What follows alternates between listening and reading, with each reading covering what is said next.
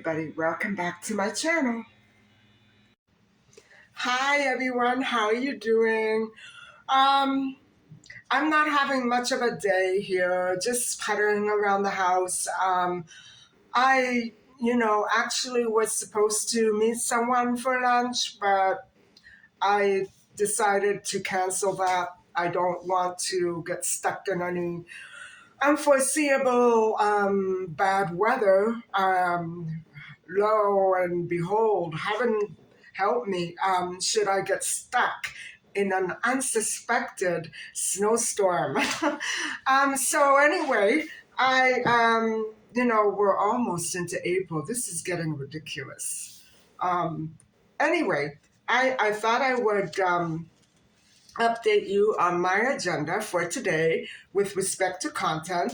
And first of all, I'm going to be attempting to make a soup that I have actually made many times before, only not in a vast amount. There's no actual specific amount for this soup. So it just requires that the water you add to it be cold, and you can put whatever you desire into it. And so you saw me pick up the ingredients yesterday. And I'm also going to try to figure out how much collagen powder to actually put inside of it.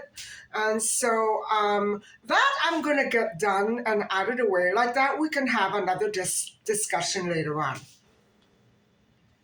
And so what I thought I would like to focus on is the story, the case of a little missing girl. We don't have too much information on her previous life before she went missing, but she was with her parents when she was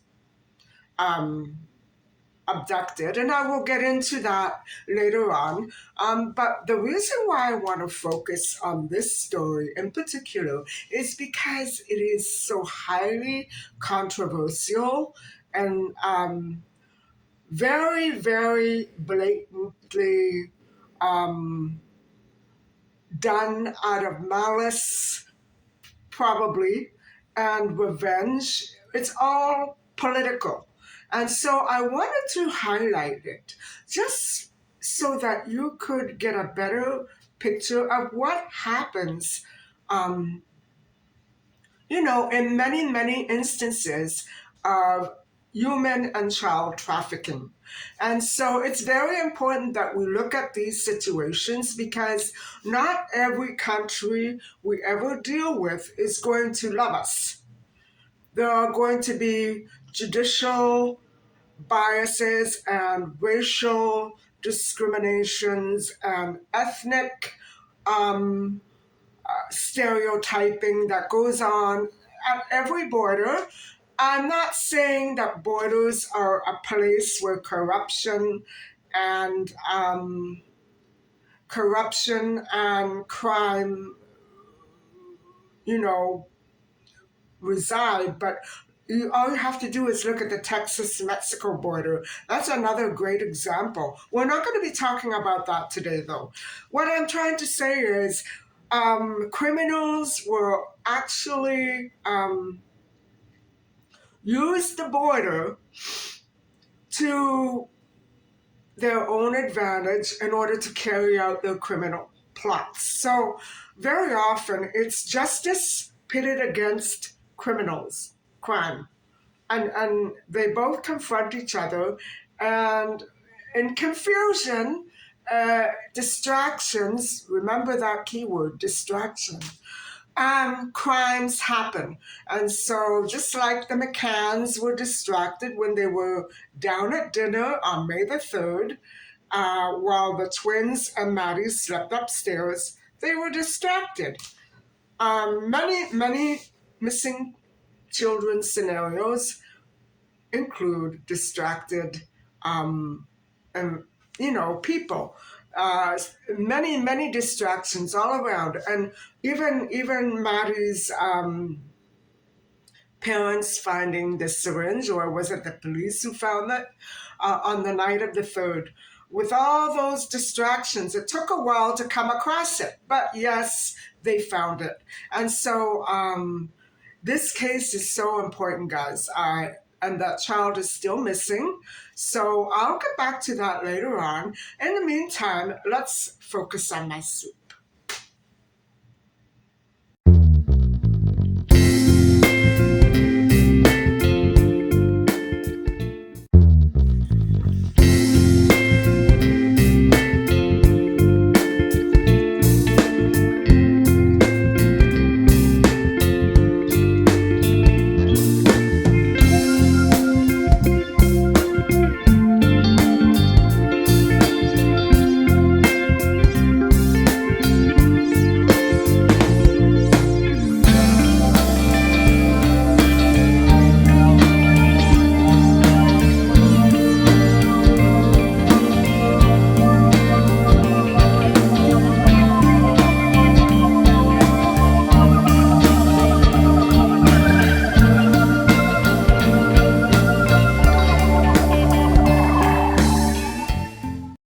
Guys, so in case you haven't already figured it out, it's much, much later, and I've been busy editing the video for tonight's upload. And so usually I'm a day or two ahead, but you know how it gets. So I have made a couple of changes in the ingredients that I showed you just a while ago. I'm going to remove the tomatoes because I decided I want my soup to be clear. And I'm going to add a chicken leg. I'm going to cook it a little first and then add it to the soup after it's cooked. And like that, I can take the bone and just throw it in. And so, yes, this is going to simmer for at least 8 hours. And just so that I don't forget to mention it later on, the correct measurement of amount of collagen, guys, I've bought $17 worth. I'll be making collagen soup for the rest of my life. But I'm sure it's going to be worth it. It's going to be 1.86 teaspoons. So that's almost, but not quite 2 teaspoons. And so if it can improve any of this, I will be glad to try it. So let us work this out, and it's going to be a long haul, so I'll probably be up all night again. Anyway, guys, I'll talk to you a little bit later.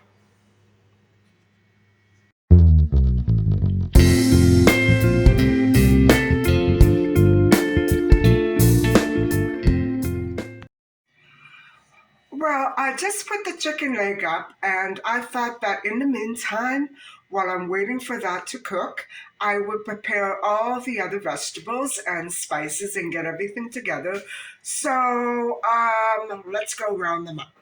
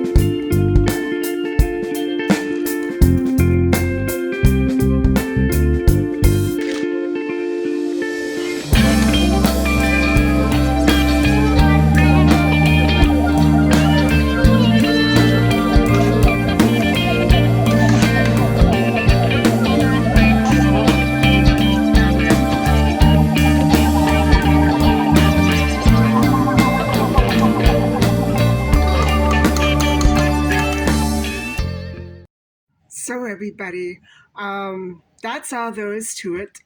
in making the soup. I think I'll let it boil just a little bit before I do add the collagen. And I have 8 hours to kill, so it is now 8 o'clock. And so, ah, it'll be fine. It'll be fun. I'm used to staying up all night, and I just wanted to let you know that I'm not sure where I'm going with this missing child theme. I just wanted to, I guess I want to try to establish a pattern if I can. And the unfortunate thing is that only the highly profiled cases can be studied, and other missing children who we don't know that much about. The links, of course, they're being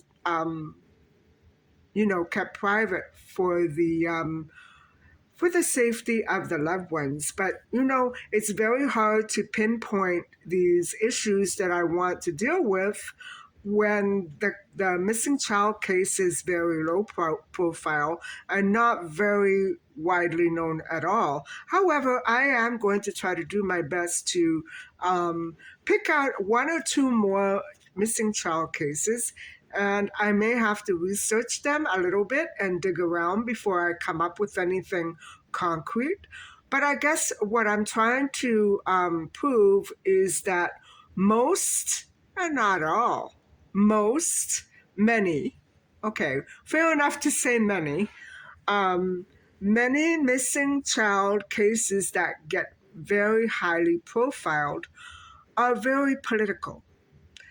And it's up to us to be able to start to look at patterns and see exactly why and when and where those children went missing. The biggest and most important question is why. So, and always the why or the reason for the abduction is related directly to the identity of the child or something that the child possesses or has, or I don't know how else to say it, some quality that the abductor needs and wants, either to market it or for his own or her own personal greed. And so let me go grab my notes, and I'm going to take my time because I do have just that tonight, a lot of time on my hands. I'm back.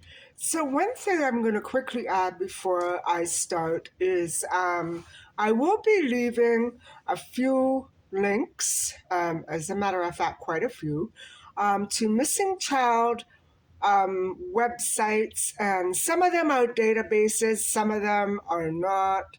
They're more or less just contact numbers. I'm going to give you some for Europe, and I'm going to give you missing kids for North America. And also, I'm going to try to take some of those databases and work from there in the future. I'm not going to turn this channel into a missing kids channel or an unsolved mystery channel.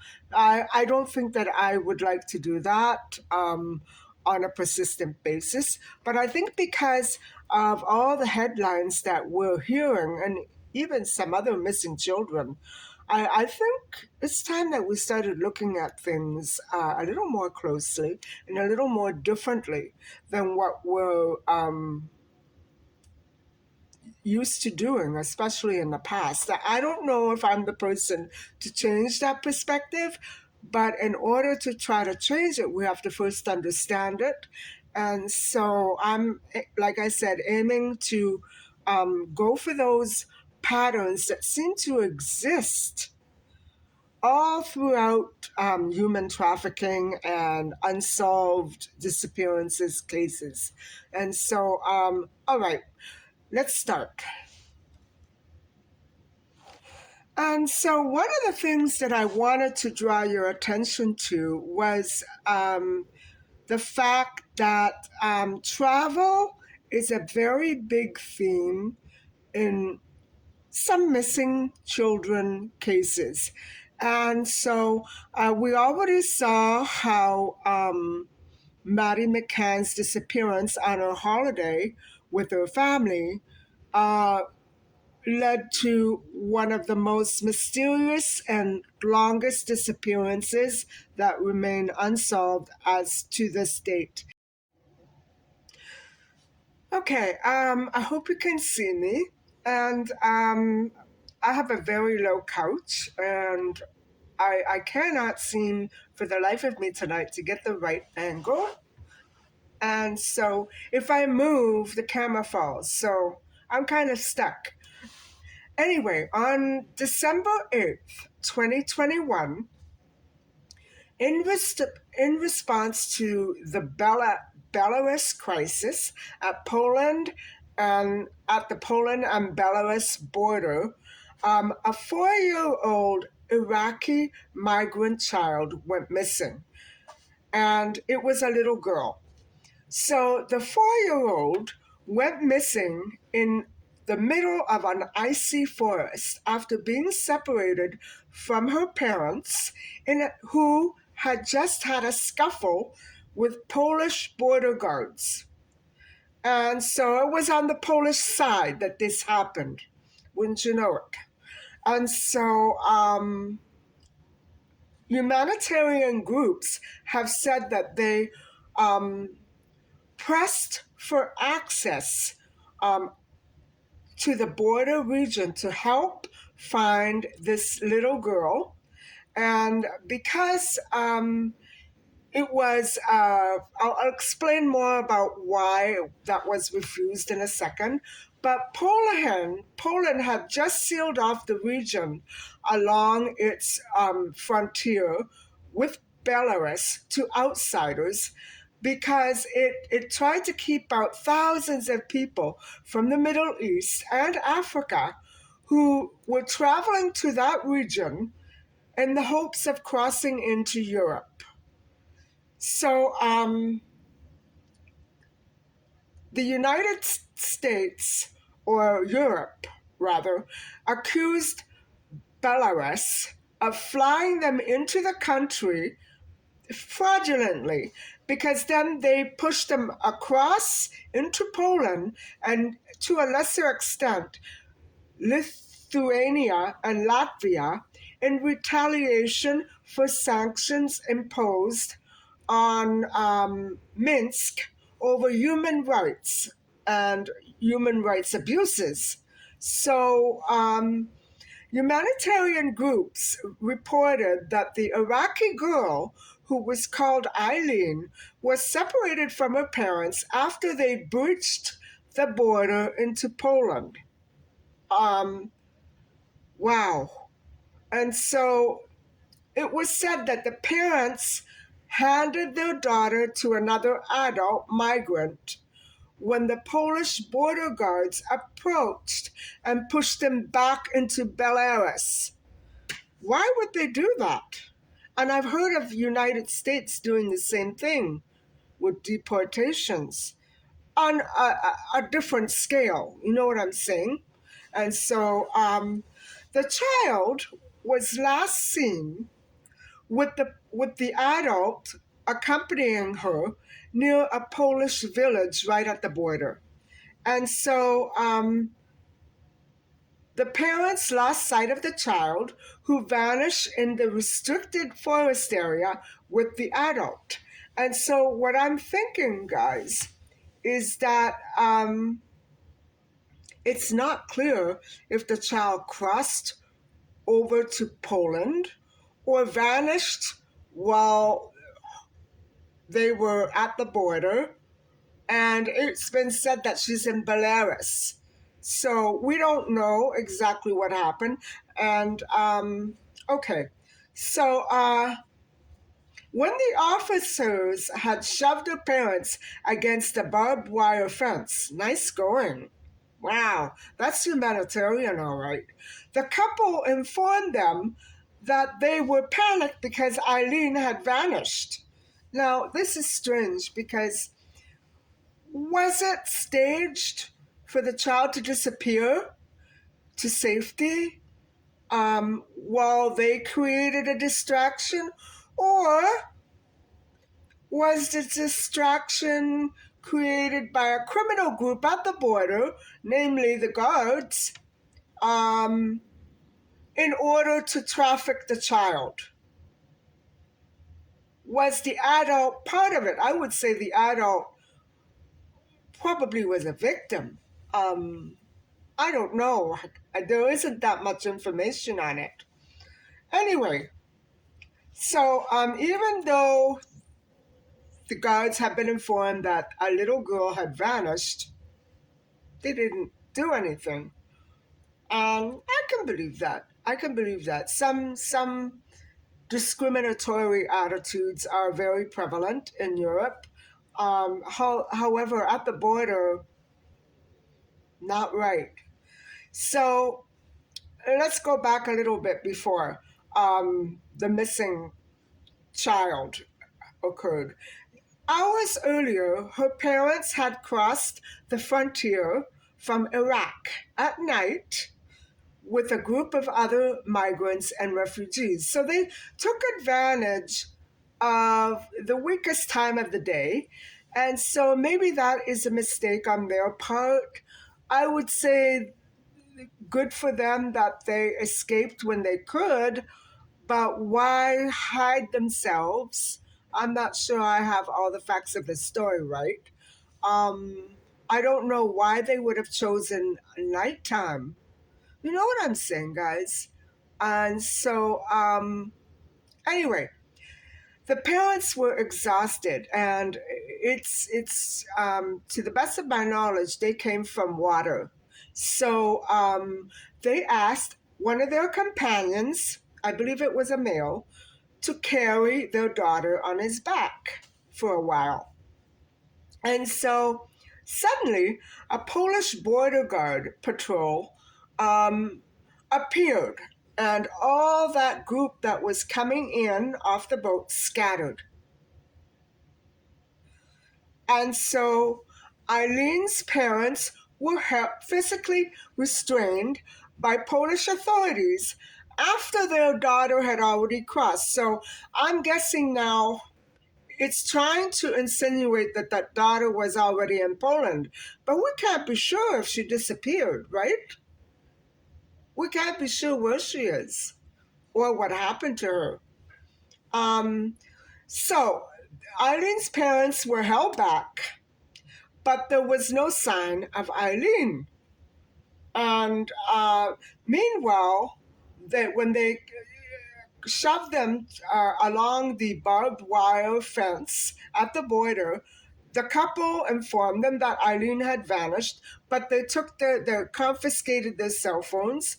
And so, guys, I don't know if it's because that they came in when they shouldn't have been coming in, or I have a feeling that it was some sort of there was some sort of emergency measure going on that allowed for refugees to come in. But as far as I understand, this had been the limit, and that emergency act had now worn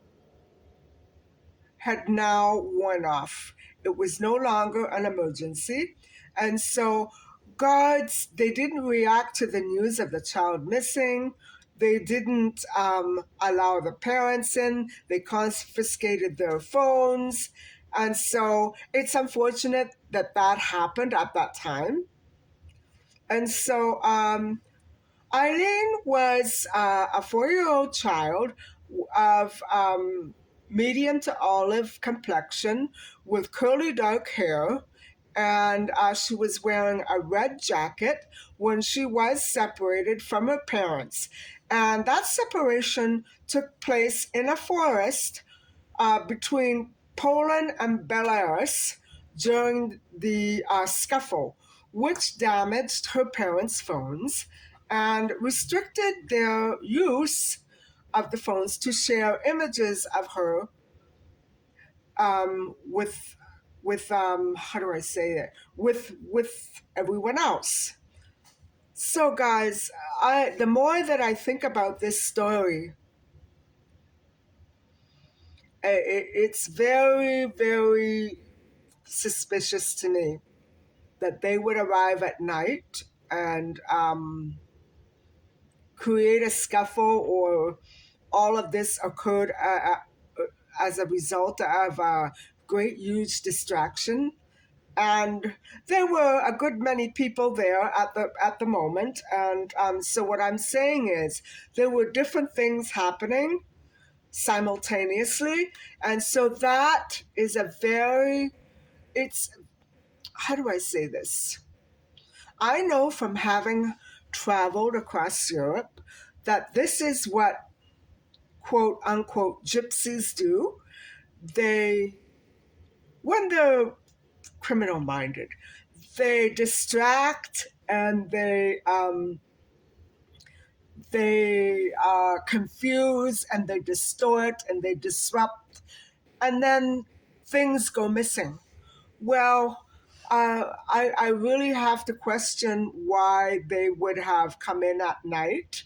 I'm sure that they couldn't control the exact moment at which the Emergency Act ceased, but it's still very strange to me that she should go missing right at that point. And so I'm wondering if this wasn't just a staged incident for the little girl to get to safety and away from the border, so that nobody would know where she went. I don't know. It does seem like that to me, but of course, I don't have any information. But it's very strange that it should all transpire at the border in this big commotion. And the worst thing that you can do is disrupt order at the border, because once you do that, your chances of getting in are going to be greatly decreased. And so it's too bad that it happened that way, because as a result, um, the only people who continued to search for the little girl throughout the night in the freezing temperatures, with the help of some local citizens that were right there in the area, um, the parents got very little sympathy or help from the guards, from the border patrol. So, and I would say that we saw very similar situations like that under Trump, where, and I'm not saying that Trump did it, but it was very, very disorganized, and there was so much crime at the border. Nobody knew what was going on, but it was pretty rampant. And so this is what happens when you have corrupt people who are there to make a dollar and don't care about human life. For all we know, that little girl could be living the wealthiest life or 6 feet under. We don't know. We just know that she isn't at the border. Um, so, because of the crisis at the Polish Belarus border, thousands of people have been wandering through the Polish woods with after they crossed over, with nothing, no access to food, water, shelter, nothing, no clothing, nothing. And so Poland and Western allies hold Belarus responsible. They were trying to say that Belarus was taking its revenge out on the Belarusian people, is that how you call it? Iraqi people, and claiming that Minsk was attempting to collapse Europe and weaken its structure at the border. So, okay, now that I'll buy that. Earlier, Belarus had removed passports for citizens of Middle Eastern and African states in order to promote tourism. Again, money. And so Would they try to use a little girl to promote tourism, or little children? Probably, maybe. I don't know them personally, but to me it sounds fishy. All that corruption going on at the border and nobody caring about the souls that were trying to escape from a crisis in their homeland. And so critics say that Belarusian people took revenge against Poland, uh, which supported all the protests against President Lukashenko. Yeah, okay. And while the numbers attempting to cross into Europe from Minsk dropped, the solution to this crisis was very obscure. It would never come. And so international organizations that were linked to humanitarian services accused Poland's right wing nationalist government of breaching humanitarian standards. And I agree with it. I don't even have to think about that. I know that there are many borders which are so discriminatory against the color of your skin that they don't want anybody, I won't say all of the people who are working at these borders are like that, but in Europe, you have a kind of different scenario than what you might find in North America. Quite a different scenario. And I might also add that it's quite multi ethnic in Europe as well.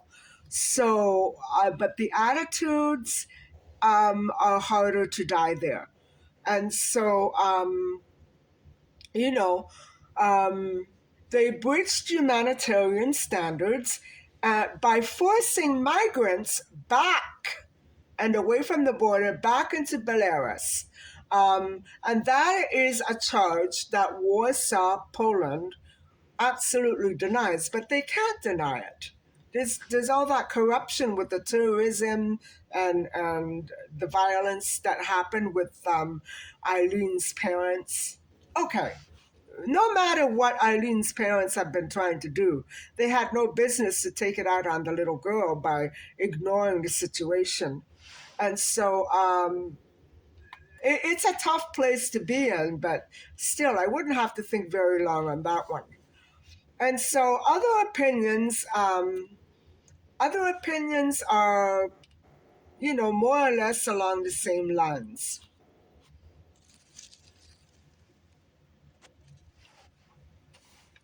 And so, of all these opinions, some of them are that Eileen was probably already dead or on the verge or brink of death simply because of the freezing temperatures and the fact that they had no necessities. People have been there for weeks. Um, it's so inhuman, guys.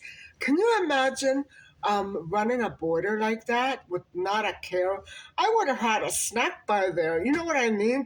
For those poor people. Um, no matter what racial prejudices might have existed, they shouldn't have treated them like that. You know what I mean? And so the search was very, how do I say, very highly criticized because it was almost non-existent. They let an entire night go by before they began to search. And so the Families Without Borders group said it should have started as soon as they found out, not overnight or over a lot of, thinking about it and debating about it. No, you just act promptly. Not every country will follow laws in the same way. And I don't understand that. Why is not an Amber Alert ever an Amber Alert? You know what I mean? Why? How can it be an Amber Alert in one country and not in another? And you certainly don't respond to an Amber Alert by turning the other way and going for a good night's sleep before you start looking. You know what I'm saying? I think it was the guard's fault, the Border Patrol's fault that she went missing, regardless of who was involved, regardless of whether or not the parents may have been involved. I think that it was their fault that it happened. And they to me, are just as suspicious as maybe the parents and the friends are. So I'm just saying, you know, um, as the night wore on, um, they realized that they weren't going to be able to rescue her in time. And I believe that she was already long gone, guys. Maybe it was an inside job with the companion because he went missing too. And so what happened was they called off the search after a couple of hours, and then they began it again the next day. Now that was a Monday night. They began it again on Tuesday around noon. Wow, they really took a long time. I don't understand why they waited. That to me is very suspicious. Why don't men follow the law in cases of missing children? They don't. You don't wait for a child to call the police and say that something happened to her when she's missing from her own parents. Uh, I don't understand that. She's obviously not out on the town having dinner with her boyfriend. You know what I'm saying? She's 4 years old. She's gone. I don't get it. I don't get it. Certainly to treat people, parents of missing children, as child abusers, that has to stop. That has to stop. It's ridiculous. And so they actually waited the entire night. I can't believe it. And so extra patrols were then directed to the area where the girl should have been, and they searched using helicopters, but it was too late, guys. And even in a helicopter, I mean, chances are you're not going to see much. She was wearing a red coat. So they found nobody. Well, are you surprised? How many hours went by that time? So this is not on the up and up. This is not an accident. This was intentional. Just who played along with it and who was the criminal, I can't be sure. It's a scam, like the tourism scam, and it's a ring. It's a criminal ring. People said efforts were very inadequate, and I agree. They were non-existent. You don't wait an entire night before you start searching. Mind you, I know it's harder at night, but you get the resources. You do it. And so, in any case, under the new rules that were recently changed in order to receive migrants, that Emergency Act measure expired. And so their logic, the border's logic to not letting people in, or the parents let them in to help look for the child, is because you can't. Too bad. I don't get that. They could have been handcuffed and taken along with the border when they searched. I know that's not humanitarian, but they didn't do anything. So, later, some days later, or that day, I'm not sure, but sometime later, the body of a man was discovered close to the Belarusian border in Poland. And so Polish police then announced that they feared that the missing 4-year-old Iraqi girl would not be able to survive. So I think that may have been the man who carried her away and got separated. I don't know what happened to that man and the little girl when the scuffle broke out. I don't know. So the body was found right in a forest near a commune village in the forest. And so that was really not surprising to me. Um, that man also had a Nigerian passport, so he may not have been the person that um, was carrying Eileen, but he was from Africa. And so, anyway, around a dozen migrants were found dead along the border since, thousands of people from Africa and the Middle East began to enter Europe from Belarus in the summer. Um, we don't know exactly how many people did enter, but the real figure could be much higher.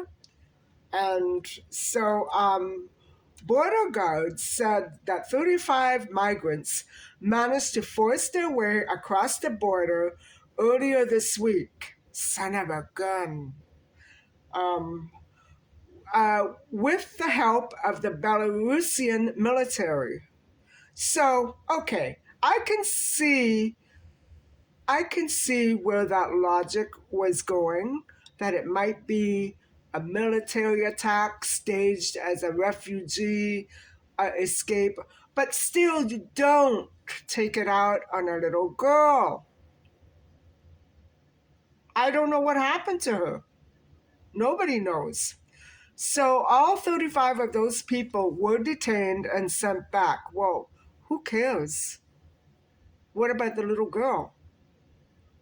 So they're trying that, in some parts of the story, um, it's almost like the guards were boasting about um, their official job, what they were supposed to be doing, and the successes in turning immigrants away and catching criminals. To me, it seemed like that the border was only concerned about doing what was right for them and not for other people. So it's a very selfish border, if you ask me. It needed to be much better organized and employed than that. And so, guys, that is the story. However, I do want to touch on a couple of things before I let you go for tonight.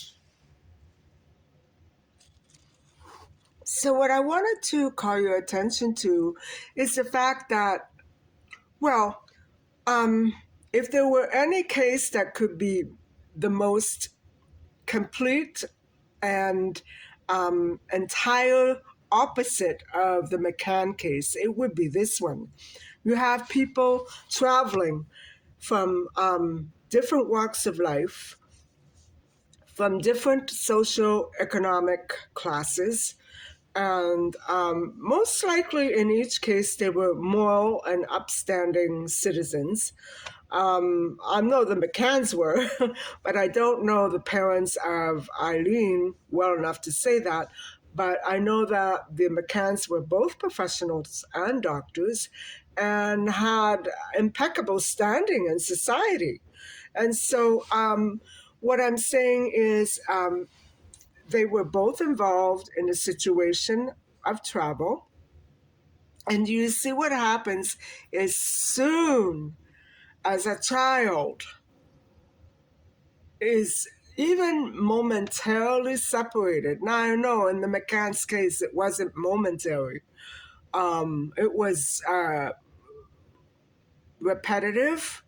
It wasn't a dangerous situation, let's put it that way, but it was repetitive, and enough people knew about it in order to wait for the right time, the right moment to target that little girl and take her. And so the same thing happened with Eileen. She was miles and miles away from home. Nobody really looking out for her except for her parents. And wherever that man took Eileen, um, we don't know if he met with an accident, a fatal accident, or if he was shot. We don't have those details. You know what I'm saying? When things like that happen at the border, they can't be investigated by Border Patrol. They can't. I don't care what country it's from. They have to be investigated by outside and inside agencies and teams. You can't have Border Patrol investigating themselves. You know what I'm saying? It's not going to work out very well. You won't get the answers that you really need. But this just goes to show you how there are um, elements of fraud in this story, as well as with the McCanns. Like, they didn't have locks that worked from the outside. They were defrauded. Maybe not intentionally, but you don't go to a villa in a different country and not have locks on your door. I would have called a locksmith and put one in. You know what I mean? But the McCanns had a very, it wasn't in their experience to feel unsafe. And yet, in Eileen's case, even though the parents were in an unsafe situation and felt unsafe, the unspeakable happened. They lost their daughter. It's remarkable how similar yet different these two situations are. And then let's not forget about the politics. They were both very political cases, and in each case, the child went missing due to identity, who the family was and who had it in with that stereotypical migrant or wealthy middle class family on the McCann side. It's all about disdain and arrogance and discrimination and hostility and resentment and revenge and all these issues and emotions that really have no place in the world. If you're, they should have no place in the world. Um, I just don't understand why so many rings like that are operating and getting away with everything that they get away with. So there you have it. All those similarities, the fraud, the politics, the child, the distractions. You know what I'm saying? There was so much commotion going on at the tapas bar night after night. All those families getting together and laughing and living it up. I'm not saying that they did anything wrong, but I, there were great many distractions there for people who were counting on that in order to get away with something. And so those are the scenarios for human trafficking. And if somebody wants to make $1 off you, they're going to first target you and then see if they can outsmart the people around you. And then you'll be left with no support at all, like Maddie was, like Eileen was. So, I mean, the chances for us being human trafficked in that traditional sense, it's slim, guys. It's slim. But if people don't start taking this more seriously and looking at things differently, you'll never be able to see it coming. I'm not saying that you shouldn't travel, but, be wary of situations where large groups of people gather because anything can happen. Um, it's sad that that's what the world has come down to today. But anyway, I'd rather not go there. So that is the story of the missing girl who crossed the Polish border and then disappeared. See, she actually did cross the Polish border, but the guards were trying to tell her parents, no, she never crossed, but she crossed. And when it was time for the parents to cross, um, see, I don't get that. She should have been with them. When it was time for the parents to cross, they were held back. That's incredible. I cannot understand men like that at the border. Who pays them? Get a grip. I just don't understand that. Anyway, thank you very much for watching, and I hope that you enjoyed watching me make my soup and gripe about the Polish border. But I don't have too many more updates for you about Julia, so we'll have to wait on that. And so please don't forget to like and subscribe. I'll see you tomorrow. Bye bye.